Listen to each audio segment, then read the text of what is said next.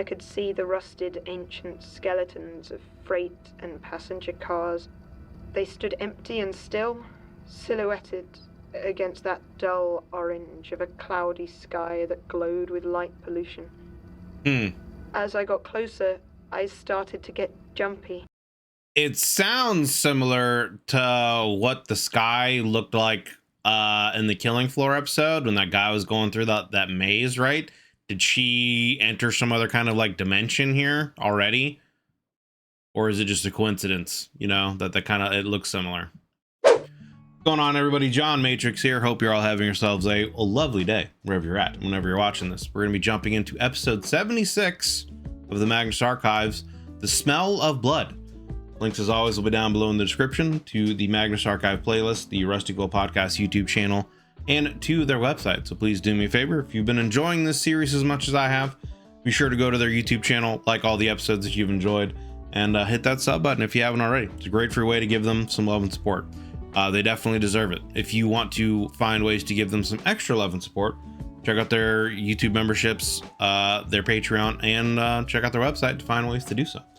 You can do the same for my channel if you would like. There's a join button underneath the video, as well as a link in the description to the YouTube membership benefits and tiers that I offer. So if you'd like to give my channel some love and support, feel free to check that out, see if it would have any interest for you. There's also a lot of playlists on the channel for other universes that I've done reactions to, Warhammer 40k, Warhammer, SCP Foundation, stuff like that. So if you'd like, feel free to take a look around the channel, see if there's anything else that would spark your fancy to take a look at. But regardless, thank you for taking the time out of your day and schedule to check out this video. I do hope you enjoy it. If you do, consider leaving a like and a sub, as it helps me and the channel grow. So, with all that said, let's jump into this here. Magnus Archives, number 76, The Smell of Blood.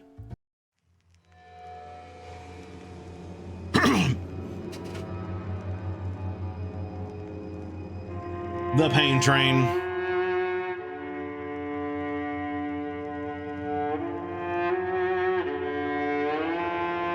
Rusty Quill presents the Magnus Archives.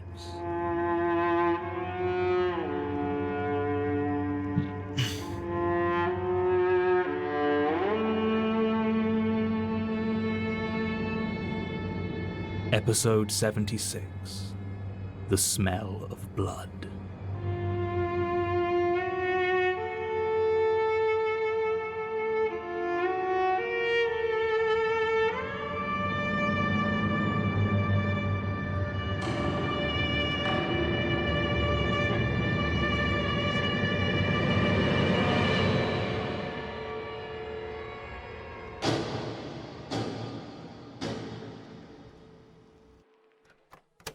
Fine, say your piece, but please make it quick. I have more pressing business. Come on.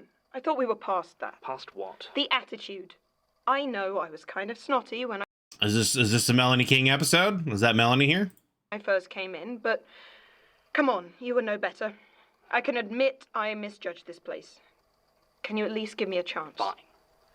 I'm sorry. I'm glad your opinion of us has changed. My opinion of your institute.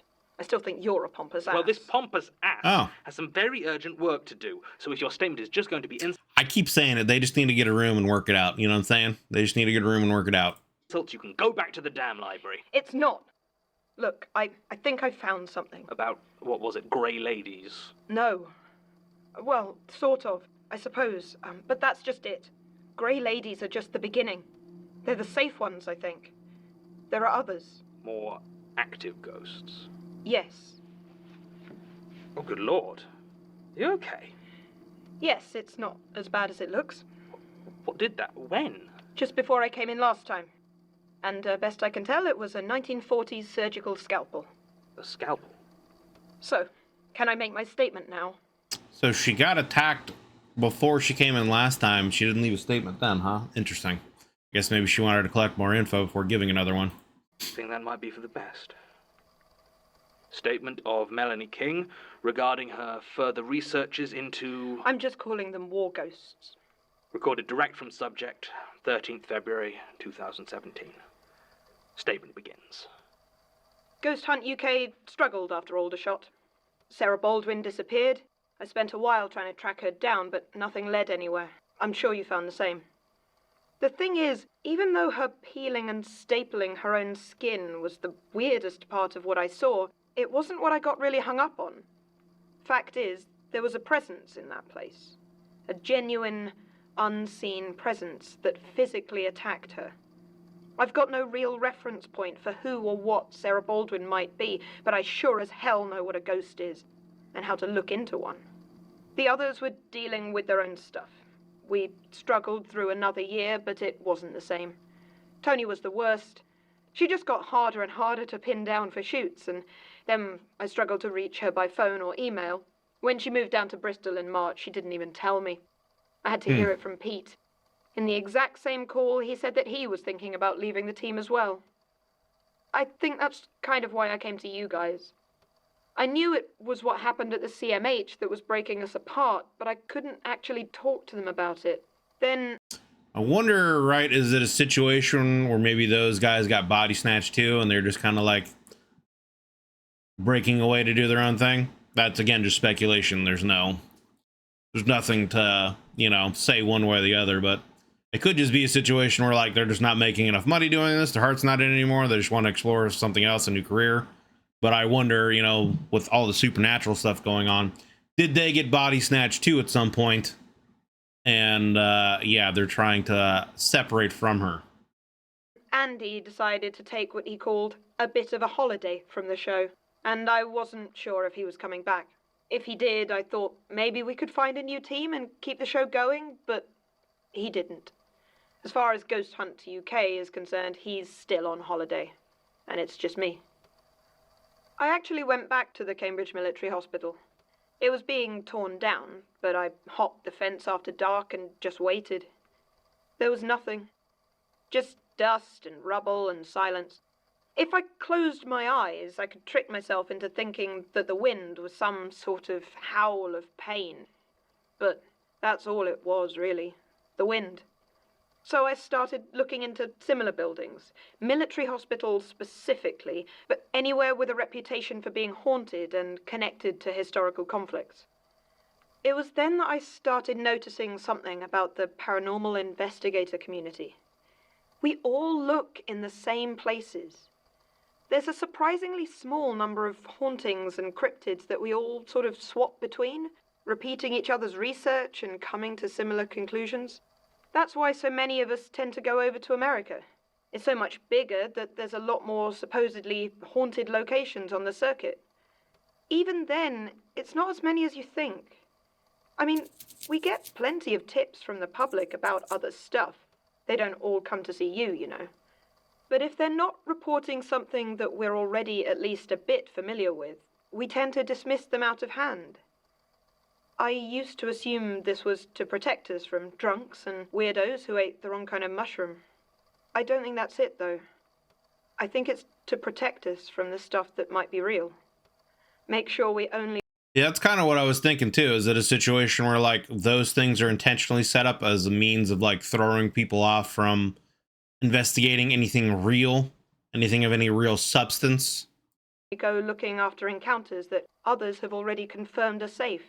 I mean, I don't know what it was about Sarah Baldwin that mixed up so badly with the presence in the CMH, but that was the first I'd ever heard of a significant encounter there.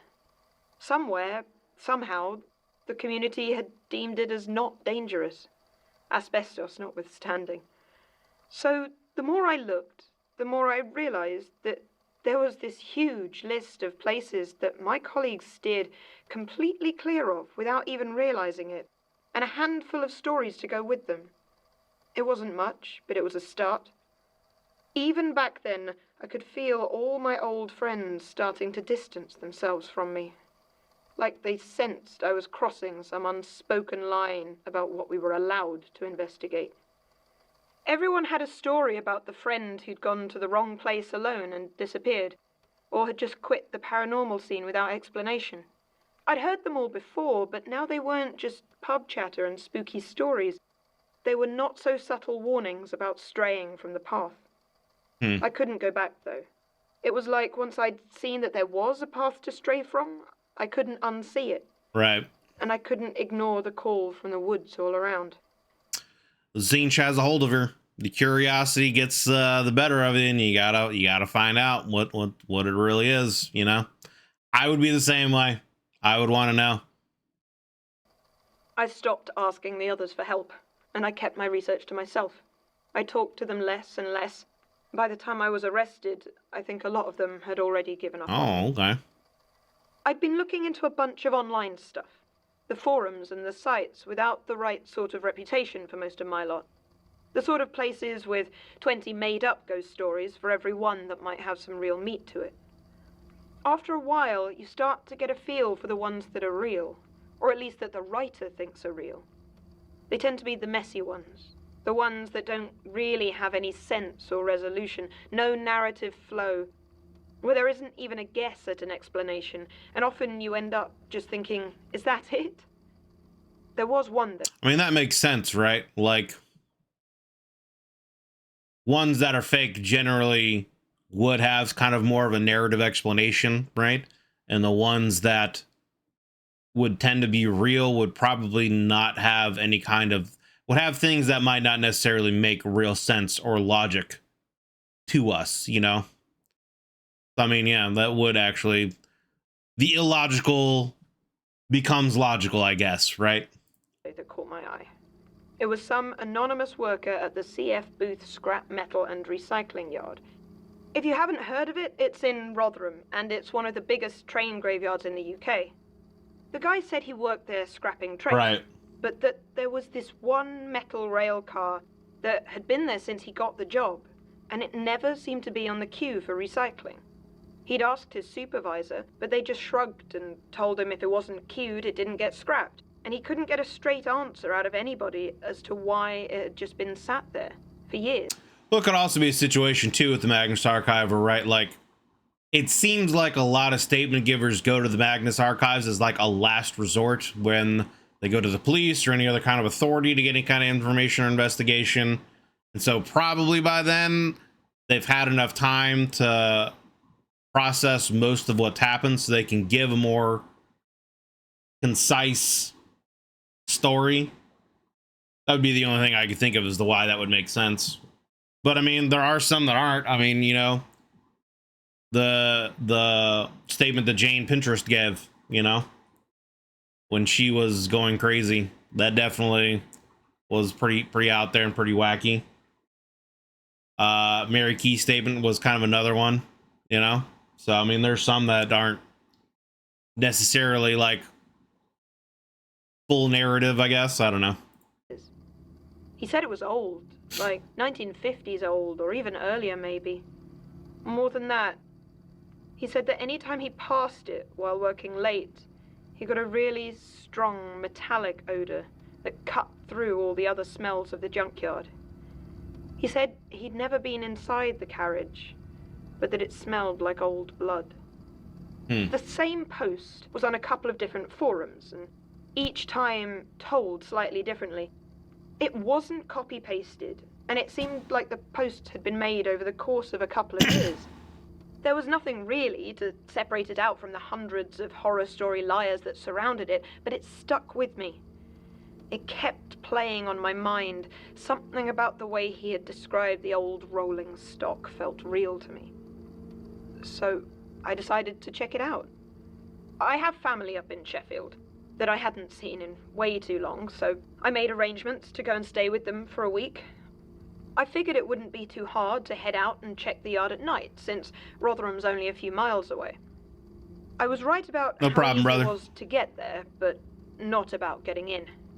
I always forget how big a target places like that are for thieves, and how hard they work to keep them out. High walls, sturdy gates, and security guards all stood between me and this supposedly haunted train. I should have She's like going, you know, Navy SEALs here, man.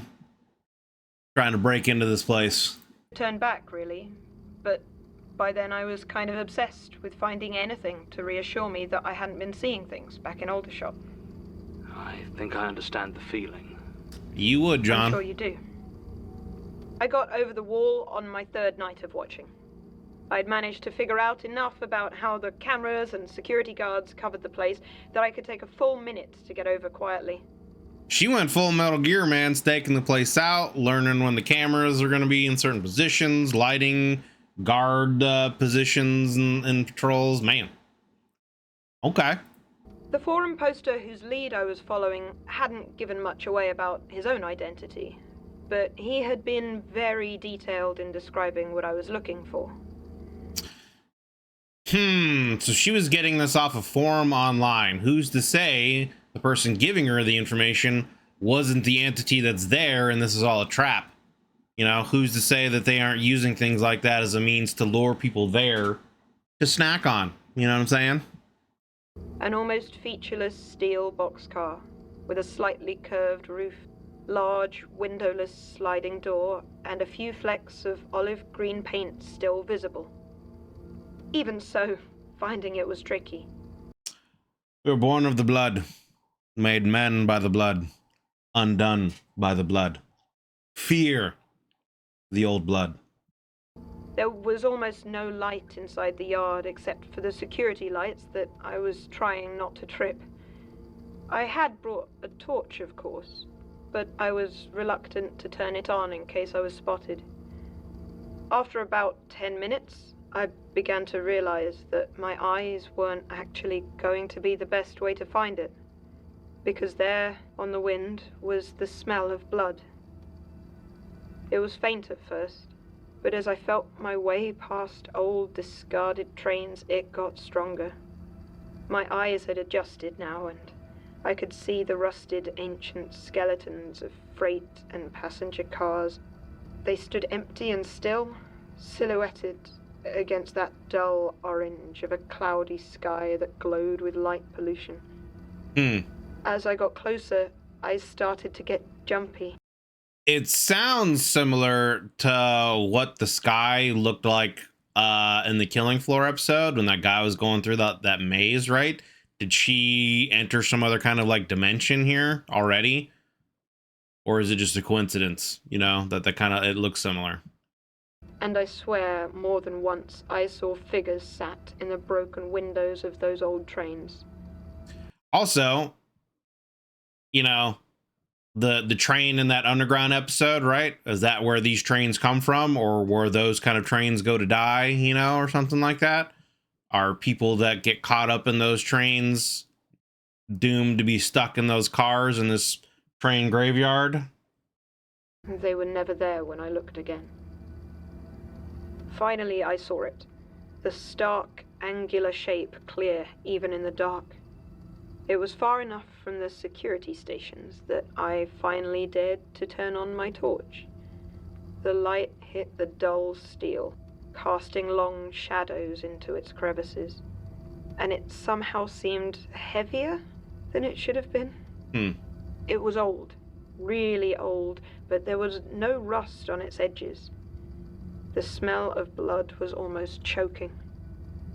I began to walk towards the large sliding door, but as I did so, my torchlight caught on something tucked in the corner of the paneling. It seemed to be a serial number, stenciled in black paint. It was clear and legible despite its age, and surrounded by patches of still unpeeled green paint. The color of it made me think of the army. I took a few seconds to jot it down for checking later, then reached up and slid the large metal door to the side, shining my light inside. At first it still seemed dark, and I couldn't see much. My light hit the opposite wall, but it was the same featureless steel as the outside. Then my torch beam drifted downwards, and I caught sight of the thick red stream dripping from the now open side of the car. The floor of the carriage was about chest height for me, and as I looked, I could see it was streaked with trails of blood that led down to the doorway. I mean, at this point, I would just turn around because it's like, okay, this looks like a murder scene, and I don't need to be the next victim. I think I'm going to leave now. I traced my light up and along the shallow red stream, and it hit what looked like an old metal hospital gurney. The fabric that covered it was the same military green as the outside, and the body that lay on it was covered in a white cotton bag stained black near the bottom. Yikes. It wasn't lying still either, but it twitched and writhed as though in pain. Yikes. I wanted to run, but without warning, a shape ran out of the darkness to my left. There was a glint of shining metal in its hand as it charged over to the twitching white body bag and began to plunge the scalpel into it again and again and again. It looked like a man. He was maybe mid-20s, dressed in army fatigues and wearing a white armband with a red cross on it. Is this Amherst by chance? I'm curious just because, you know, we've heard of him with, you know, that war story with his own book. I'm wondering if this is Amherst doing something or if this is someone else. Eyes, though, they weren't human. I mean, they were, but everything in them that makes us people was gone. The only thing in those eyes was violence. Carnage. Blood. Yeah. Blood.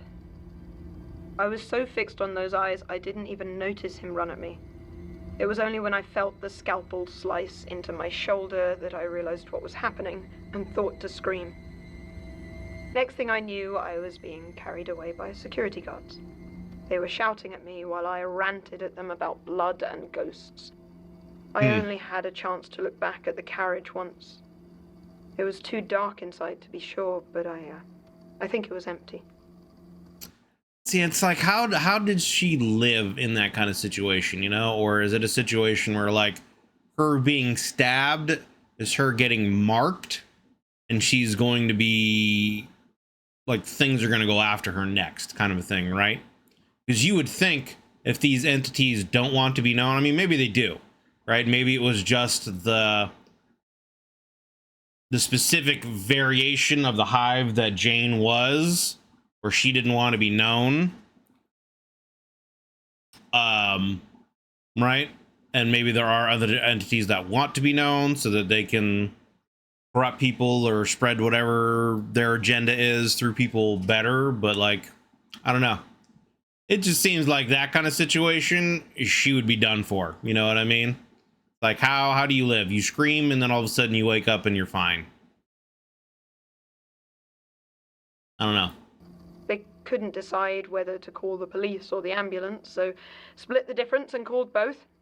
The cut was nasty, but not deep enough to do any real damage. As you saw, I'm getting quite a scar from it. Still, it meant that even though I was technically arrested, I got to go in the ambulance rather than the police car. The guys from the scrapyard told them I had cut myself in the dark on a sharp piece of metal. I started screaming at them, trying to tell them what actually happened. That must have been when that dog walker, or whoever the hell it was, started filming. I was actually a meme for a day or two. You do know what that is, don't you? Yes, I know what a meme is. You were saying?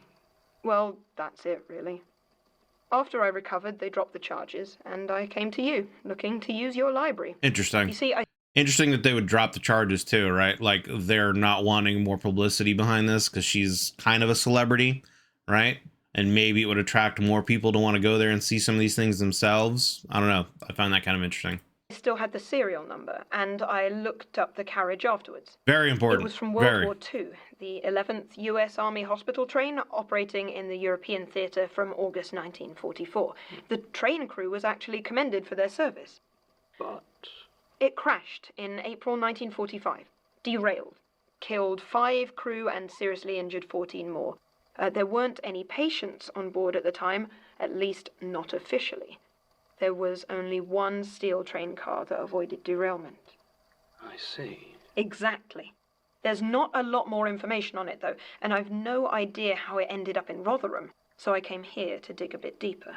Really? Our library is extensive, but it's hardly focused on the Second World War. No, but the most detailed description of the crash that I could find came from the report of a man called William W. Hay, and later in life, William Hay Became a noted occultist whose memoirs and researches were only ever published in heavily edited form, and we have unexpurgated copies. Exactly. Did you find anything? Plenty. He'd served on the 11th hospital train as engineer, and there was a lot he had to say about it.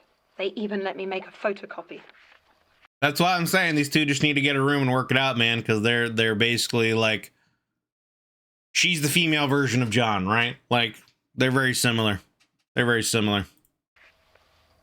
On the subject of savagery, I have myself seen the long-term effects upon the psyche of witnessing the violence men may inflict upon one another.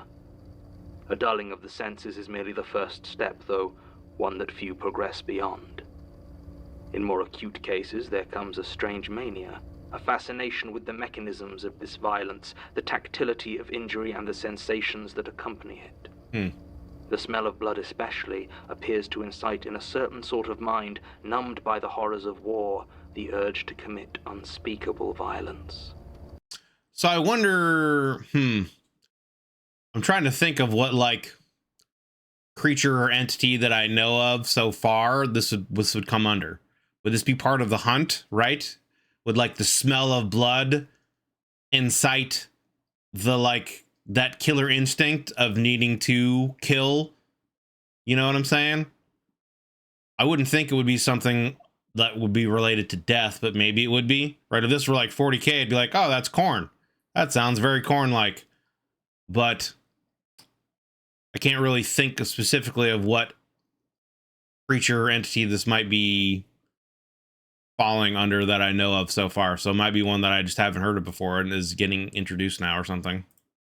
I saw it once in the eyes of a young medic near Murray, a thing so grotesque that I have some sympathy with those who decided to crash rather than risk his rampage. But even that pales to insignificance compared to what I saw in the infirmary at Amritsar. 24 Gurkhas tearing each other to pieces, consumed by the terrible butchery they had inflicted. Such things are not to be dwelt on, but serve to illustrate my proposition that violence, inflicted, received, or even just witnessed, can not only deal injury to the body or the mind, but to the soul itself. I see. So, does this mean... Yes, and I've got my plane to India already booked. Even after your experience with the hospital train, it sounds like this could be far more dangerous. Oh, thank you, but I don't need your fake concern. I've heard them talking upstairs. You know this obsession even better than I do. I just wanted to make my statement. In case you get murdered by ghosts. Yes. I understand. Thank you, Melanie. Sure. Where's Sasha, by the way? I wanted to say goodbye. I'm sorry? Sasha, your assistant? I haven't seen her in a while. Oh, you didn't fire her, did you? I'm not sure I understand. She brought you down here? Oh. No, is that another Sasha? Are you collecting them? No. There's just Sasha. Oh, you know who I mean. Are you sure there's just Sasha, John? Tall, long hair, glasses. She was here when I first came in, back last April. We had a long conversation about haunted pubs. No, I remember, but that is Sasha. Right, okay. Are you trying to gaslight me or something? What? No. Is this a joke to you? No, Because I For a am small not bit. crazy, and that is not the same woman I met before. Yes, it is. I mean, what? There is something very wrong with No. you. What? Dun, dun, dun. Captain's log supplemental. I haven't followed up on Melanie's statement. I just keep thinking about what she said about Sasha. She was so certain. I mean, it's Sasha. Obviously it's Sasha, but something... Is it, There's though? more than one thing in the files that can trick you. I can't just ignore it. So many stories about things that aren't as they appeared to be. Why Melanie, though, Why... It doesn't matter. I need to do more research. When Melanie came in, I was looking through the box of tapes Basira gave me, trying to decide where to start. Now I think I have an idea. End supplemental. Okay. Interesting in there. Huh. The shoe's dropping Magnus now. Archives is a podcast distributed On by Sasha. rustyquill.com and licensed under a Creative Commons Attribution Non-Commercial Share-alike 4.0 international license. Today's episode was written and performed by Jonathan Sims, produced by Alexander J. Newell and Mike LeBeau, and directed by Alexander J. Newell. To subscribe, view associated material, and make donations, visit rustyquill.com. Rate and review us on iTunes. Tweet us at TheRustyQuill. Visit us on Facebook or email us at mail@rustyquill.com. Join our community on the forums via the website or on Reddit at r/the Magnus Archives. Thanks for listening. Thank you for the cool show. Well, there you have it. Episode 76 of the Magnus Archives, The Smell of Blood. Links will be down below in the description, as always, to the Magnus Archives playlist, the Rusty Quill Podcast YouTube channel, and to their website. So please do me a favor, if you've enjoyed this episode, and if you've been enjoying this series so far as much as I have, please go to their YouTube channel, like all the episodes that you've enjoyed, and be sure to hit that sub button if you haven't. It's a great free way to give them some love and support. And if you want to give them some extra love and support, check out their Patreon, their YouTube memberships, and their website to find ways to do so. So I kind of already gave most of my thoughts on this episode itself. Another episode with Melanie King. John and her just need to get a room and work some stuff out. But it sounds like it's getting closer to where she might become like part of the Magnus Archives itself as another researcher there. Or maybe she'll just do some like independent researching and just occasionally come in there and give them some extra, info, some other statements on whatever she found, etc., and start maybe traveling around the world. It sounds like she's going to India to follow up on this, but apparently this train that she found was a train in World War II that got derailed, and some strange things have happened since. So again, like, I wonder, right,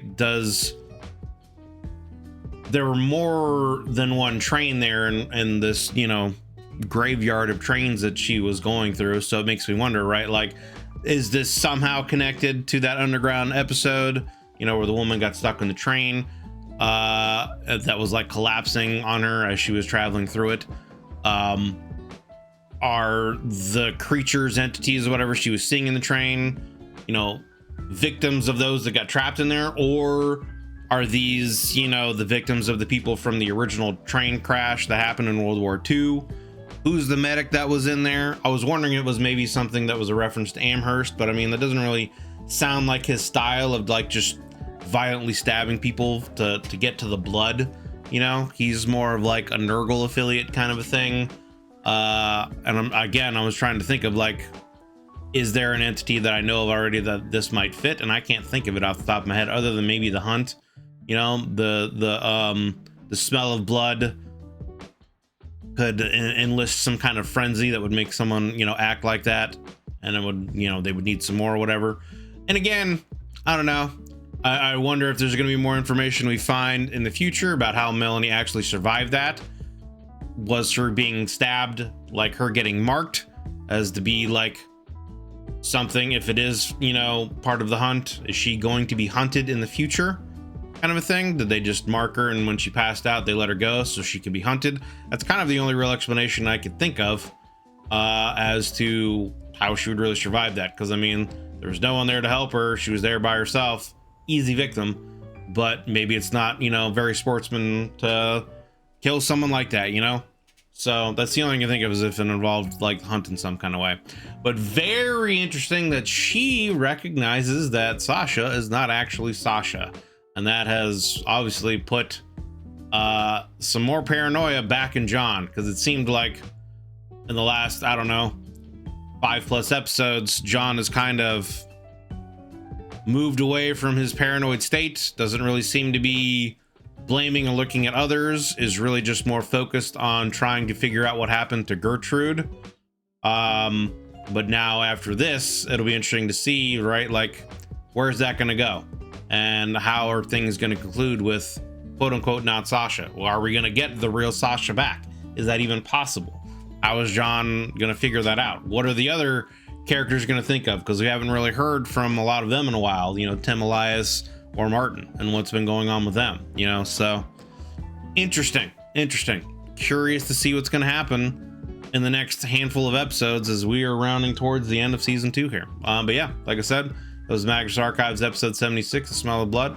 Thanks for watching, guys. Hope you enjoyed this episode. If you did, consider leaving a like and a sub, as that helps me and the channel grow. There's a bunch of playlists on the channel for other universes I've done reactions to. The SCP Foundation, Warhammer 40k and Fantasy, Greylock, Backrooms, etc., and more. So feel free to look around the channel and see if any of that would have any interest for you. There's also a join button underneath the video, as well as a link in the description to the YouTube membership benefits and tiers that I have to offer. So if you want to give my channel some extra love and support, feel free to check that out and see if that would have any interest for you. Yeah, thanks for just watching, guys. I greatly appreciate you taking the time into your busy day and schedule to check out the video here. I do hope you enjoyed it. You know, consider leaving a like and a sub if you did. And yeah, I greatly appreciate you, you know, watching if you're still listening here to the very end. So have yourselves a wonderful day. See you on the next one.